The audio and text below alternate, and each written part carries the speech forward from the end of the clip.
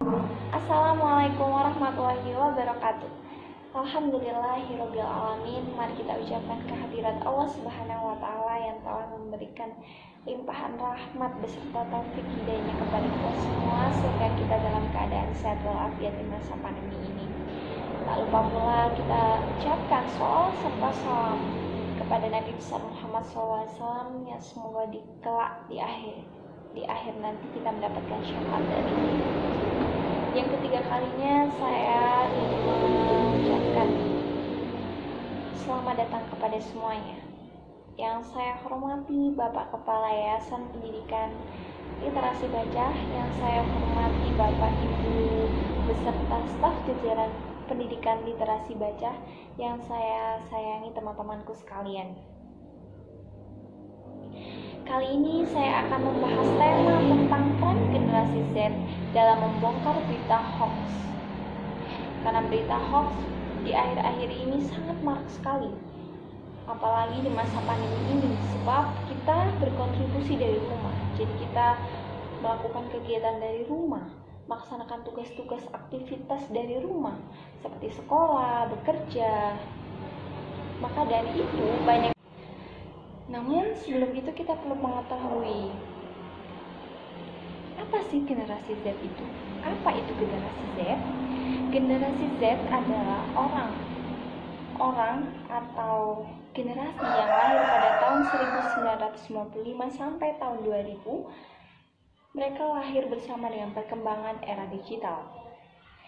Generasi ini sangat berperan penting dalam pembangunan Indonesia yang lebih baik di masa mendatang. Mereka lah cikal bakal pemimpin Indonesia yang lebih baik. Maka dari itu, generasi Z ini perlu mempelajari apa yang akan terjadi di masa depan. Memang kita tidak mengetahui apa yang terjadi di masa depan, namun kita perlu menyambutnya, perlu merancangnya, perlu menyiapkannya. Apa berita hoax? Berita hoax adalah sesungguhnya berita palsu atau berita tidak benar yang dibuat seolah-olah benar adanya. Berita ini sangat-sangat disayangkan bila sampai ke dalam penjuru masyarakat, di mana biasanya berita ini disebarkan lewat WA atau Facebook atau media sosial yang lainnya. Berita ini lebih banyak diterima oleh kawasan orang tua atau kalangan orang tua karena mereka lebih mementingkan bias. Apa sih bias itu? Bias di sini saya akan membahas tentang bias kognitif. Bias kognitif adalah cara berpikir seseorang. Di sini bias kognitif dibagi menjadi dua, yaitu bias konfirmasi dan bias afinitas.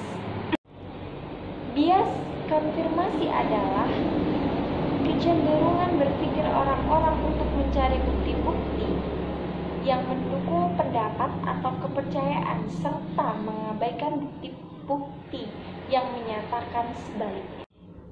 Bias afinitas adalah kecenderungan orang-orang berpikir untuk mencari bukti-bukti yang mendukung pendapat atau kepercayaan serta menyatakan bukti-bukti sebaliknya. Lalu, apakah bias afinitas itu? Kecenderungan orang berpikir tanpa mencari bukti-bukti yang mendukung pendapat, melainkan setuju dengan informasi yang mereka anggap benar dari tokoh yang mereka sukai, atau lebih disebut menokohkan seseorang. Maka dari sebab itu, mengapa berita hoax lebih menyerang para kalangan orang tua atau masyarakat yang sedang beradaptasi di atas umur 30? Karena mereka lebih menaklukkan seseorang, mereka lebih percaya dengan orang yang menyampaikan tanpa mencari tahu bukti kebenaran tersebut. Lalu bagaimana dengan peran generasi Z untuk membongkar berita hoax? Yang pertama, cara pertama yang harus kita lakukan adalah berpikir kritis. Orang yang berpikir kritis tidak langsung percaya pada informasi tersebut. Dia perlu mengkritisi atau mengkritik hal-hal yang menurutnya tidak ia setujui dalam informasi tersebut.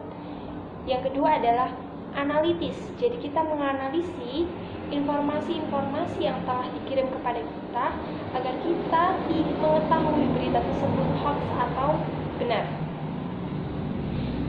Kita perlu menganalisis beritanya, menganalisis siapa yang membuatnya, menganalisis siapa yang meng-share-nya kepada kita. Yang ketiga adalah memperbanyak bacaan. Jadi kita tuh perlu punya panduan untuk mengetahui berita ini benar adanya atau tidak sih, seperti itu.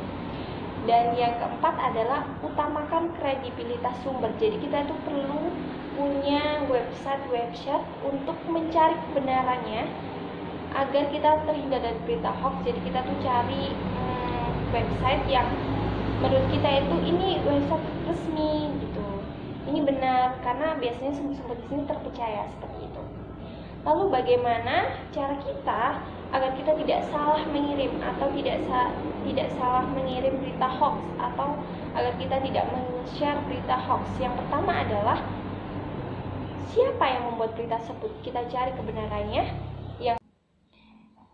Yang kedua adalah dari mana sumber berita tersebut, itu perlu cari. Yang ketiga, dari mana asalnya berita. Yang keempat adalah mengapa harus kita kirimkan, mengapa kita harus mengirimkannya. Yang kelima, kapan berita itu diterbitkan. Kan terkadang orang mengirimkan berita itu udah lama gitu kejadiannya, tapi baru kirim sekarang, itu juga perlu dicari.